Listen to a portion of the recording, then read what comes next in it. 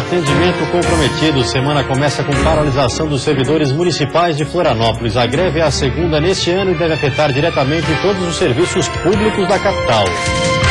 Segurança no trabalho. O Ministério Público intensifica a fiscalização em Lages, na Serra Catarinense. Somente em Lages, nesta semana, 7 empresas serão fiscalizadas. 6 delas já registraram acidentes de trabalho. Um número que preocupa o Ministério Público, já que Santa Catarina lidera o ranking nacional deste tipo de acidente. Dívida dos estados com a União. Alterações no projeto colocam em risco o ajuste fiscal pretendido pelo governo. Dívidas com CEPOM e EMOSC. Unidades recebem parte do repasse do governo do estado, mas as dificuldades ainda estão longe de serem resolvidas. A FAES agora deve esperar até o próximo dia 15, na semana que vem. E se não houver dinheiro, não descarta revisar o contrato e cortar serviços à população.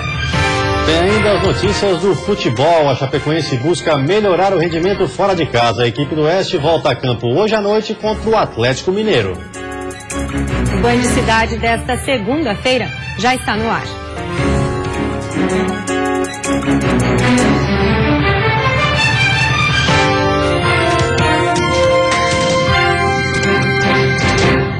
Olá, boa noite. Começou hoje em Lages uma força-tarefa para fiscalizar a segurança em diversas empresas. A operação, que deve se estender para outras regiões do estado, teve início após um auditor ser ameaçado de morte.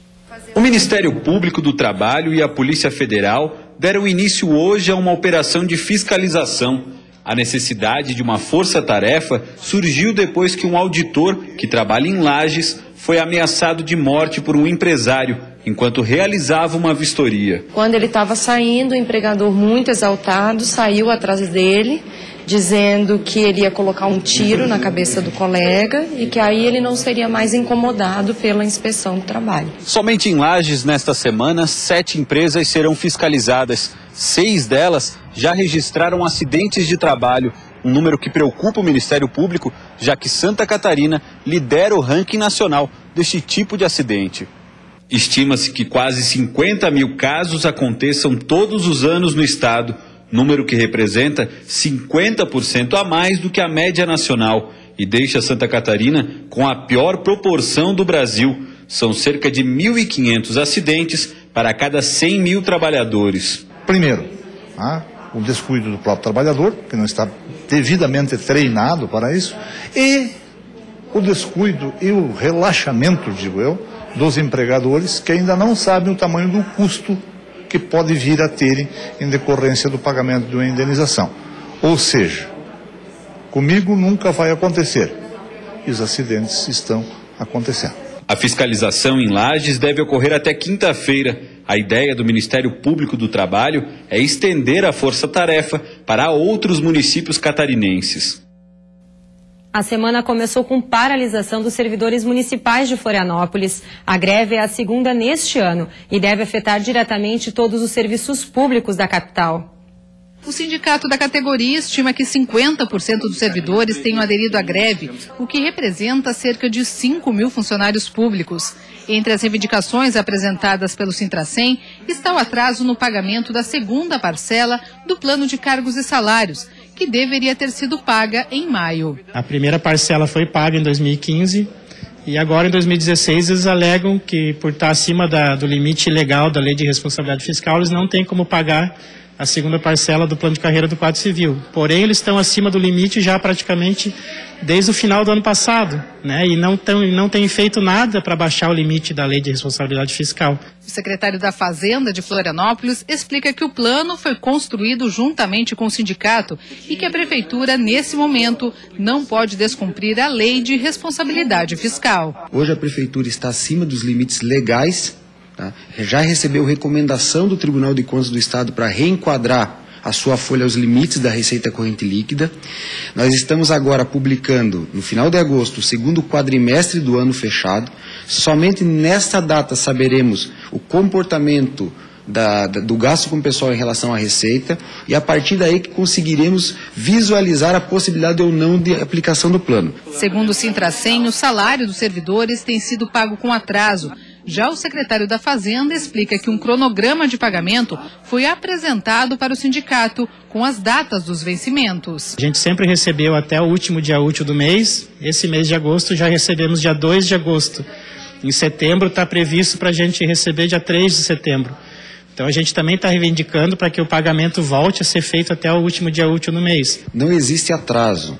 Nós republicamos o cronograma de pagamento de folha por conta da dificuldade econômica do país. Nós passamos a folha para o segundo dia do mês subsequente, honramos a folha no dia 2 de agosto, honraremos a folha segundo o cronograma já publicado de conhecimento dos servidores há mais de 60 dias. A categoria também reivindica o pagamento de horas extras, gratificações e licenças que não estariam sendo pagas. A Prefeitura afirma que os pagamentos estão em dia. Vários outros direitos que os servidores têm, como licença-prêmio, como promoção por tempo de serviço, promoção por titulação, não estão sendo pagos na Prefeitura. Tudo que é direito do trabalhador na Prefeitura não está sendo pago. Tem muitos profissionais que estão fazendo horas extras e essas horas extras não estão sendo pagas também, né? Estão atrasando as horas extras. Hora extra feita, hora extra paga. Nós não estamos autorizando horas extras quando entendemos que elas são desnecessárias.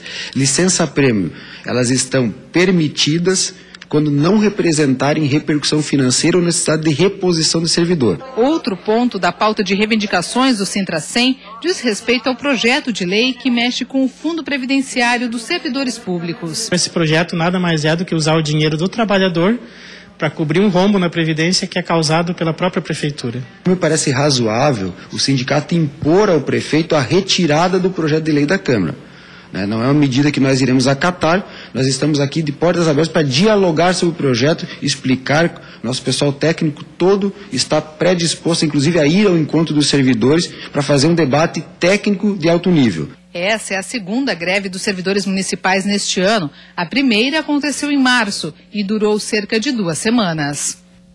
E a seguir, Ponte Hercílio Luz vai ser aberta para a visitação do público. E ainda, CEPOM e EMOSC recebem parte do repasse de verbas do governo do estado.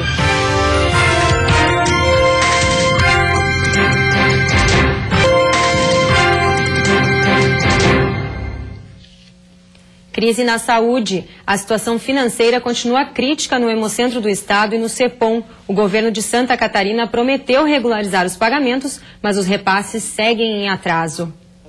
O presidente da federação que administra as 2 unidades falou em coletiva de imprensa agora à tarde. Segundo ele, o Estado deve à entidade cerca de 50 milhões de reais. E os 4 milhões pagos na semana passada vão servir apenas para quitar a folha de pagamento dos funcionários. A expectativa que nós tínhamos era de que fosse honrado o compromisso que foi assumido e proposto, inclusive, pela Secretaria de Saúde, que seria de repassar 12 milhões, em grandes números, sexta-feira.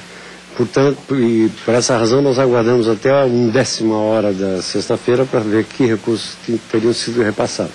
E foram repassados, na verdade, 4.420.000, que foram unicamente e exclusivamente utilizados para honrar a folha de pagamento. O CEPOM, Centro de Referência em Atendimento ao Câncer no Estado, interrompeu a entrega de próteses de mama, suspendeu cirurgias eletivas e vai ser obrigado a negar novos pacientes. Nós estamos fazendo uma triagem muito rigorosa a partir de agora, principalmente no que diz respeito à referência estadual. Aqueles pacientes que são de referência de outros municípios, eles estão sendo devolvidos às suas localidades. No EMOSC, que abastece os hospitais no estado, a coleta externa de sangue continua suspensa, assim como as de medula óssea e cordão umbilical, serviços considerados não emergenciais, segundo a diretora da unidade. As nossas unidades continuam captando sangue, recebendo os doadores internamente, e vai depender muito disso, da nossa capacidade de fazer essa gestão e de tentar chamar a comunidade também para doar internamente, até que possamos voltar às coletas externas. A promessa era de que a partir de agosto os valores mensais passariam a ser pagos dentro do prazo, mas a situação é delicada. A Secretaria de Saúde do Estado alega dificuldades financeiras. A FAES agora deve esperar até o próximo dia 15, na semana que vem. E se não houver dinheiro, não descarta revisar o contrato e cortar serviços à população. Redimensionar, rever o tamanho do Hemócio e o tamanho do CEPOM. Quer dizer, o que é que nós vamos fazer do doravante? E essa decisão, volto a repetir, eu espero que seja uma decisão de uma implicação social suficientemente grave para que seja tomada pelo governo do Estado. A semana começou com tempo instável em todo o estado. Nuvens e chuva durante o dia e poucas aberturas de sol em algumas regiões. Já a terça-feira deve ser de tempo seco na maioria das cidades. As temperaturas ficam mais agradáveis, com a máxima chegando aos 20 graus na Grande Florianópolis, Vale do Itajaí e litoral norte do estado. No oeste, máxima de 19 graus. Na Serra, as temperaturas variam entre 5 e 16. Já no sul do estado, máxima de 17 graus. Há 25 anos, totalmente interditada, a Ponte Hercílio Luz vai ter visitas guiadas para que as pessoas possam conferir o andamento da reforma de perto. A conclusão da reforma da Ponte Hercílio Luz está prevista para 2018, mas até lá, o cartão postal mais conhecido do estado deve receber visitas guiadas. O anúncio foi feito pelo governo de Santa Catarina neste final de semana. E em maio deste ano, a estrutura que está totalmente interditada desde 1991 completou 90 anos. O objetivo da iniciativa é reaproximar a comunidade da ponte e permitir que as pessoas acompanhem o processo de restauração de perto. As visitas devem ser realizadas em datas pré-determinadas pelo DEINFRA e pela Secretaria de Estado da Comunicação. O tempo estimado de cada visita é de 40 minutos. Os agendamentos devem ser feitos na internet. O primeiro deve começar amanhã. Serão disponibilizadas 25 vagas por passeio. Os visitantes também poderão caminhar sobre a estrutura e serão acompanhados por técnicos e engenheiros do DEINFRA e da empresa responsável pela obra. A ponte está interditada para carros desde 1982. A intenção do governo é que com a reforma ela esteja novamente apta ao tráfego. E depois do intervalo tem futebol. Figueirense deixa escapar a vitória contra o Sport e fica numa posição complicada na tabela. E a Chapecoense entra em campo hoje à noite para tentar surpreender o Atlético Mineiro.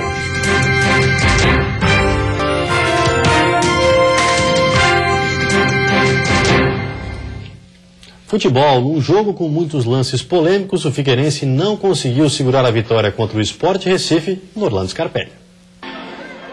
Para quem esperava um jogo às 11 horas da manhã, a mudança de horário para as 6h30 da noite acabou não agradando. Com pouco mais de 5 mil torcedores no Scarpelli, o calor das arquibancadas não foi suficiente para esquentar o jogo em campo. Nos minutos iniciais, um lance polêmico contra o Figueirense. Na disputa com o atacante Maurides, o goleiro Magrão do Sport tocou com a mão na bola fora da área. O lance poderia ser até para expulsão do goleiro, mas o árbitro nada marcou. Fora isso, foram poucos os momentos de agitação no jogo. O Sport chegou muito perto de abrir o placar em 2 lances seguidos, mas nas 2 oportunidades tinha alguém do Figueirense para salvar quase em cima da linha. O Figueira só criou uma oportunidade de gol nesse lance no fim do primeiro tempo, mas ele, Carlos, chutou em cima da zaga do Sport. Depois de 45 minutos de fraco futebol, bastaram 47 segundos da segunda etapa para tudo mudar no Scarpelli. A jogada foi da dupla Carlos Alberto e Maurides. O meia tabelou com o atacante e tentou o chute. Maurides ficou com a sobra e soltou uma pancada que Magrão não segurou e Carlos Alberto aproveitou para estufar a rede.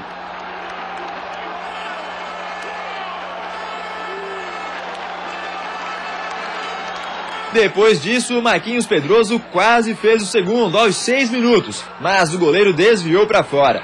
O calor do início do segundo tempo logo se foi e o Sport começou a assustar. A partir dos 30 minutos da segunda etapa, a pressão ficou maior. Thiago Rodrigues se virava do jeito que podia para assegurar a vitória, mas ele não contava com um erro grave.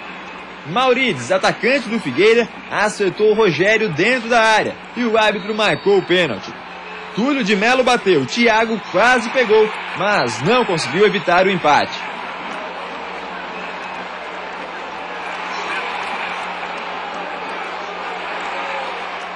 Cinco minutos depois, Thiago Rodrigues salvou o que seria a virada do Sport, nesse desvio do Edmilson. E nos minutos finais do jogo, 2 lances que poderiam ter dado a vitória ao Figueirense acabaram em frustração. Primeiro esse, onde o Bruno Alves ganhou no alto do Magrão e Maurides estufou a rede. O árbitro anulou o gol, marcando falta do zagueiro alvinegro no goleiro do Sport. E por fim, nesse lance, em que o Iago cruzou e o Lins sozinho bateu para fora a chance da vitória. Fim de jogo e 1-1 no placar. Tem 4 lances capitais que decidiram a partida. Primeiro, o goleiro Magrão, no primeiro tempo, ele toca com a bola, com a mão na bola, fora da área. Então é falta. Fora da área, falta. Depois tem o lance do Gabriel Xavier, né, que ele agride o Marquinhos. Depois tem o lance do pênalti, que o árbitro acertou. E depois tem o lance do Bruno, que é um lance normal. Em momento algum, o Magrão é tocado dentro da área. É um lance absolutamente normal. A Chapecoense quer melhorar o rendimento jogando fora de casa. Por isso, o objetivo é surpreender o Atlético Mineiro hoje à noite. Há 6 jogos, a Chapecoense não sabe o que é perder. Foram 2 na Copa do Brasil e 4 no Campeonato Brasileiro. Por outro lado, nesses 6 jogos, a Chape venceu apenas 1 e empatou os outros 5. Não é o rendimento que o técnico Caio Júnior quer para o time. Por isso, hoje às 8 horas da noite, contra o Atlético Mineiro fora de casa, o time do oeste do estado quer surpreender os donos da casa e somar 3 pontos, que vão deixar a Chapecoense entre os 10 primeiros colocados ao fim do primeiro turno. O Atlético Mineiro, na minha opinião, junto com o Flamengo, os times que estão melhor na reta final do primeiro turno, né? Cresceram muito, né? Isso pelo elenco que eles têm, né? Contrataram bastante e são jogadores de qualidade. Esse é um jogo muito difícil, com certeza vou ser muito utilizado, eles vão pressionar muito. Só que a gente vai trabalhar forte para se concentrar bem, para fazer um grande jogo lá, tenho certeza. Nosso time está jogando como time grande. De volta ao trabalho, o Avaí se reapresentou hoje na ressacada para o início do segundo turno da Série B. Dia 20, o Leão enfrenta o Bahia e pode ter a volta de Marquinhos. Depois de 5 dias de folga, os jogadores do Avaí se reapresentaram aqui na ressacada. A derrota para o Brasil de Pelotas e o primeiro turno abaixo da média já ficaram para trás. Agora o foco é na preparação para o jogo que acontece dia 20 de agosto, o jogo de abertura do retorno contra o Bahia aqui na ressacada. Para essa partida, a expectativa do torcedor é na volta de Marquinhos Santos. O próprio jogador disse que deveria voltar nessa partida, mas o preparador físico Alexandre Lineu disse que vai depender muito da semana de treinamento desse jogador. Se tudo correr normalmente, eu não precisar dar um passo para trás, é um tempo mais do que hábil para que ele se recondicione e consiga estar em condição de jogar ou de estar à disposição no jogo do Bahia. Agora, tudo isso é dia a dia. Daqui a pouco, uma semana após esses treinamentos, eu posso dar uma outra posição para vocês. A tendência hoje é que a gente trabalhe, tudo correndo bem, ele esteja à disposição sim para o jogo de sábado. Amanhã, aqui na ressacada, será apresentado Jocely dos Santos como novo diretor de esportes do Avaí. Ele e a diretoria já estão trabalhando para trazer novos reforços. Entre eles, pode estar o zagueiro Newton, de 26 anos, que foi revelado no Grêmio e já teve passagem pela Chapecoense em 2014. Lucas Miranda, para o Band Cidade. E no próximo bloco, renegociação da dívida dos estados põe em risco o ajuste fiscal do governo federal. E ainda, a menino de Lages recebe uma surpresa especial no dia do seu aniversário. É um instante só, a gente tá lá.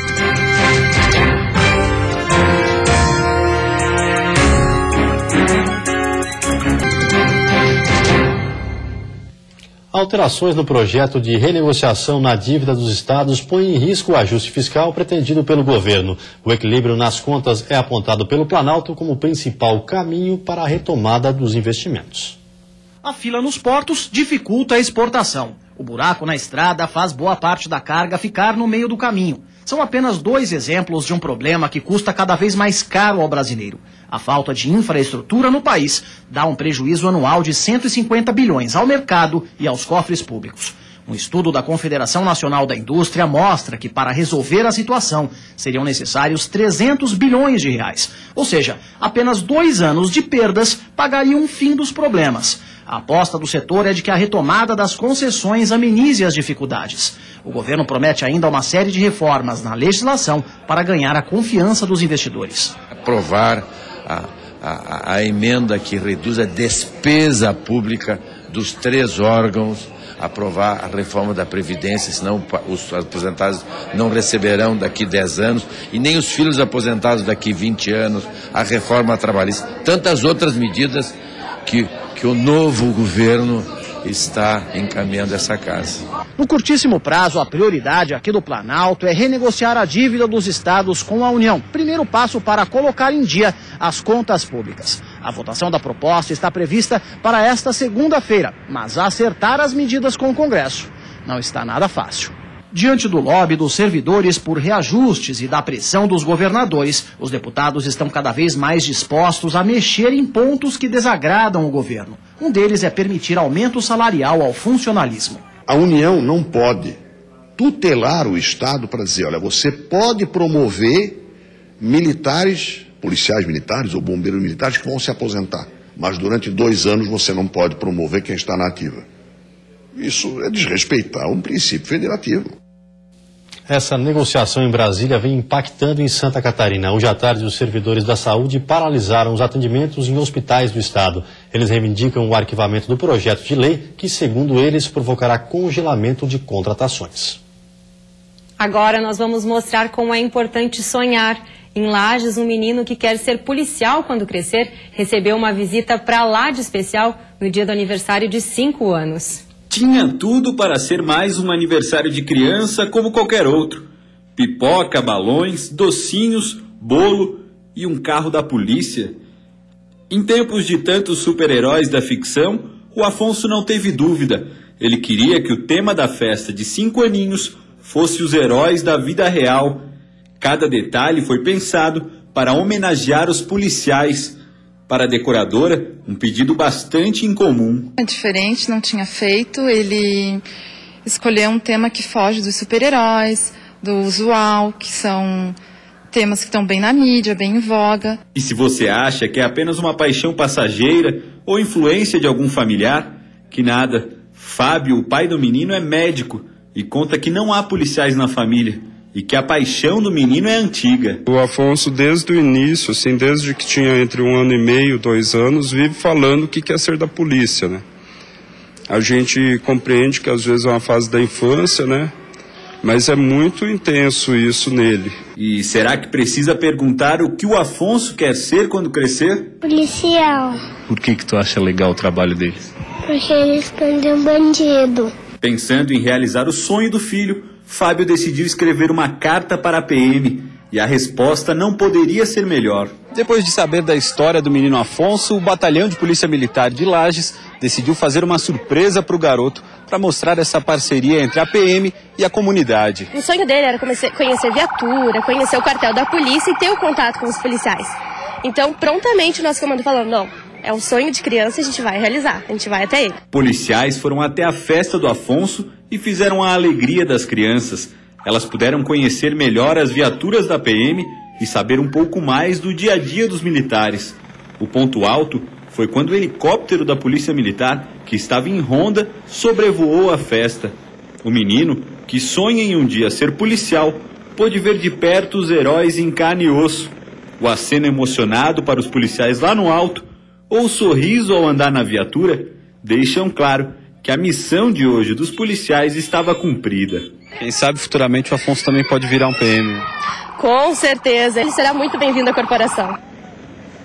E você fica agora com o Jornal da Band. Uma ótima noite a todos e até amanhã. Boa noite, até amanhã.